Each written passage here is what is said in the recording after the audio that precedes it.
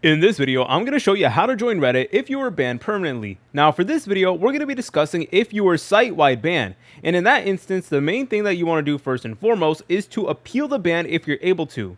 So there are multiple different avenues that you're able to do this. Number one is through email. So this is the email to contact Reddit customer support, and you want to go ahead and provide them an email and discuss the ban right over there. Or what you're able to do is you're able to also look up reddit.com/appeal. And to do that, you're typically going to need to be on a web browser. So here we are at reddit.com/appeal. And then over here is going to give you the option to go ahead and actually appeal. So as you're able to tell, we are actually good to go because our account is in good standing. So we do not need to submit an appeal. But if you're in an instance where your account was banned, this is where you go ahead and actually begin the process of appealing it. All right, now let's go ahead and talk about the another option, which is to wait it out. So some quote unquote permanent bans are eventually lifted if you appeal successfully, especially if it's your first time ever getting banned.